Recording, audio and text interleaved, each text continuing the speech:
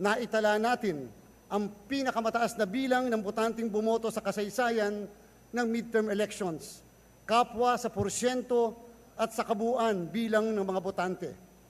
Isang patunay ito na unti-unti, mas marami ng mga Pilipino ang mulat sa kapangyarihang taglay ng kanilang boto at sa bisa ng balota para sa magandang bukas. At sa hanay ng mga bumoto, namumukod-tangi ang lakas ng tinig ng kabataan, ang millennials at Gen Z na madalas na pagkakamalang tahimik o abala sa sarili nilang mundo ay buong giting na nakisangkot, nakibahagi at tumindig para sa ating kinabukasan.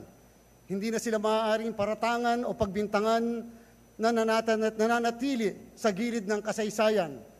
Nakita natin sila na mismo ang humahabi ng ating kasaysayan.